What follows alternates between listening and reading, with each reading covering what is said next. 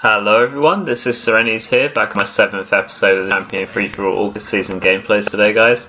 And this game was one of my favourites from the season, alongside the HCSLe game, which was episode 3, and the many great games I have in store for you in my future episodes, which obviously I won't reveal until the time of the upload of those videos.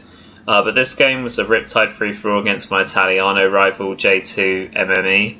You may remember my matchup against him, Nox, and his Italian team in Team Slayer at the beginning of this year, where we had a good series against them, matched them a few times, and there was wins and losses on both sides. And it's always been a good game to play him. J2MME is a competitive Italian player, or at least was in MCC. He'd do PGL 1v1s, that kind of thing. So he's a pretty good shot and pretty good player. I also matched up against Shaman this gameplay, who is a champion free-for-all player of past seasons. So I knew this would be a really good game because of that. So this is Riptide free-for-all, guys. So the first time you see it on my channel. So I'm going to discuss today a little bit about the initial spawns mainly, and just then talk about the in-game decision making and the plays, the thoughts going through my mind as I was making these plays. So Riptide free-for-all, guys, the spawns for this game, for this particular match, because like most free-for-all maps they alternate from game to game, but for this game there was a spawn for me and the Riptide, and 2 players spawned on Hydra. As you saw at the beginning, the 2 players that spawned on Hydra, once they finished their 1v1, I poached a kill on Shaman after that. So that won't always be the case. Like I say, it will alternate. But for that game, there was 3 of us in that particular area, and then there was 1 player spawning on the BR near sort of Hydra side of the map. If you go where the players were at Hydra, if you go up that ramp to the far right, where my left is now, that BR, there's a spawn there. And there's a spawn ahead of me, a beam rifle, and there would have been a player spawning in blue room as well. So those are kind of like the general spawns for Riptide. Now, I would recommend in Riptide free-for-all not going into blue room too much, in the sense of like just camping in blue room, because that strategy won't really work well for you in FFA, because you're only going to get like minimum 1 kill if you just sort of camp in blue room on Riptide. I know that's where you want to be in Slayer on this map, but in free-for-all it's not such a great thing to just sort of stick yourself to one area. I wouldn't recommend just sitting in blue room for the whole game. You kind of have to move around in Riptide free-for-all. And I know that this map is really like not one of the favourites of the community, with good reason, because it's pretty designed pretty crap, and I'm really against 343 for like making these maps off of older maps that are already in existence. So this one's sort of based on the building design of Fathom, but in a sort of roundabout way, just completely sort of reversed and changed a bit. But I actually quite like Riptide free-for-all, I'll be honest with you. This was one of the game types I really enjoyed playing. Some of these like lesser maps like Molten and some of the maps hated by the community, I think they play quite well in free-for-all, just purely because the spawns are a bit spread out, and it's not all on top of you. I find with like Midship free-for-all, for instance, which Midship is such a better map than obviously Riptide, but I just find with Midship free-for-all it doesn't actually play as well in Halo 5 as Riptide free-for-all, in my opinion. But that's just my opinion. Other people will say different, but I personally find Midship free-for-all really hard to play because of the spawn system, and also playing Fathom as well, which is actually the creator of this map in a sense. I really don't like Fathom free-for-all either, because a lot of people just camp around and sit in tree houses, and it's very hard to always establish a good lead on that map, because it's players are all over the place and they camp a lot on Riptide free-for-all if you play it.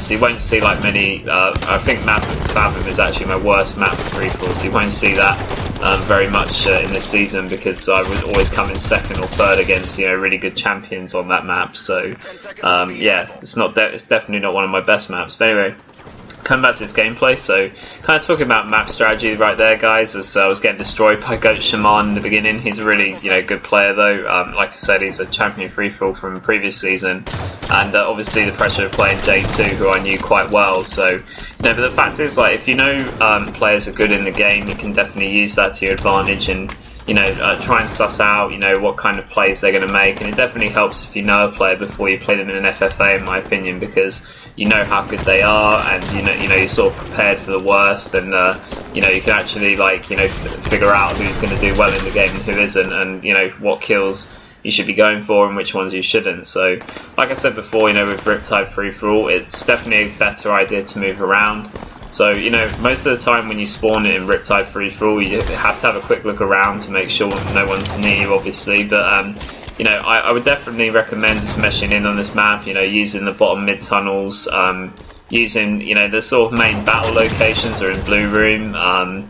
They're also out in Riptide in this sort of area on Beam Rifle. Those are the sort of main battle locations, in my opinion, also top mid. So I think if you can move in a sort of circular basis around this area that I'm at now, the Beam Rifle to Riptide to top mid to Blue Room, that's definitely a good way of picking up kills, and I would definitely recommend just flowing a bit on this map, you know, just looking out for a couple of people here and there, you know, pushing towards that location to get the kill and then trying to stay alive. It's not really a good idea in my opinion to, like, you know, just camp in one place on this map, because it'll take ages for someone to come near you again, especially if you sit in Blue Room. I mean, sooner or later someone will pop in there, but you know, it's going to take you a little bit of a while and you're going to waste a lot of time by doing that, so you should always try and be moving around in Riptide. You know, free-for-all, sometimes you don't want to run around too much in the sense of, like, you know, getting picked off, but you definitely have to sort of move at the right times, you know, flow with the map, you know, try to go where you can hear gunfire, you know, like noise, and you know, that's very important plays in free-for-all. You just have to not be stagnate and, you know, waste a lot of time by just camping and not, you know, really finding anyone, because you need to get kills fast in FFA. So that was a really nice sort of individual outplay on J2 there, just got the better of him. I was quicker on the trigger at that point. So at this point, looking to push top mid, guys. Now top mid's a really nice place to go on this map in my opinion, because you can get the combo in top mid, which I didn't grab for some reason. I think I just wanted to kill on Crypto right there, but definitely going top mid is a good idea. Definitely picking up that combo is definitely advantageous. There's also a storm rifle on this map as well near the VR, and you definitely want to make use of that, annoying as it is. Like I say, you know, I hated the overpowered automatics in this game, but they are very useful, so you definitely want to get hold of that if you get the opportunity. And also a nice play that I do here, which I quite liked at the time this gameplay, was instead of just sort of pushing into Blue Room, because you don't really want to do that too much unless you can hear gunfire. Like, if you are going to push Blue Room on this map, like, you should just wait to be like one of the last people to go in there, because if players are already fighting in there, you can just pick off the spoilers. You don't want to be like the first player going in Blue Room, because you're going to be the one that probably dies, because more and more players will rush there when they hear gunshots. So as you can see here, like, I'm pushing in once I've heard a battle taking place. Unfortunately they do trade kills, but you know, I possibly could have had a single kill out of that, or maybe a double if I'd been really lucky. So, you know, it was actually a good play for me to come in at that time. It's a bit unfortunate not to actually get the kills. They'd already traded melees, but you know, really nice plays here to just stay alive. Unfortunately for me, I did feed J2 a kill there, but I know that therefore he's going to be around this vicinity, and he's just cleared up Goat Shaman, and I think he was actually behind me at the Riptide section sniping, but that was a really nice play to avoid dying and coming in to get a double kill. That was really clutch, and I think, as you can see on your screen there, that's J2 picking up the beam rifle. So I know that he's my competition in second place, so right here off this spawn, this god spawn that I get, I'm just going to follow him. And not shoot straight away, because like, I don't want him to alert my presence. Just going to put a nade there, so he has very little chance to... Does actually manage to pull off a bit of a shot there, but there's very little chance to kill me, because it would have, you know, he would have had to have hit a snipe down shot there in order to kill me. We nearly did, but I mean, I was able to take him out, so it was a nice play.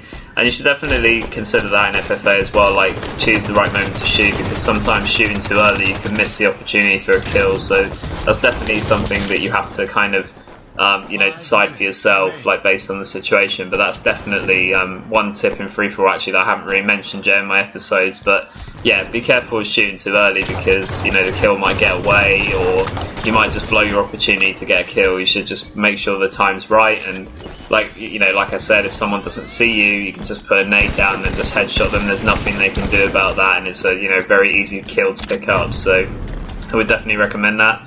Definitely getting the Halo 2 battle rifle on this map is an advantage. I don't really like a lot of long range combat, you know, on this map, to be honest, because you should try and avoid long range combat in free-for-all anyway, because usually the kill will get poached from someone closer to the person you're shooting. So, but you know, some really nice plays to get you know, a couple of kills with that, and also getting, you know, snipe on this map as well is pretty good. But you have to be careful with sniping in free-for-all, because a lot of players can get very sort of, you know, stagnate and just camp in one area, like I've talked about, and, you know, not really seeing anybody, and you can waste a lot of time by doing that, you know, by trying to go for snipe shots. So I think sniping FFA, it's alright for a couple of kills, but you have to kind of like move around and make sure that you aren't stagnate. So as we're coming to the end of the game here, guys, you can see I put some really nice nades down. Got a nice spawn again for J2 to clear him up.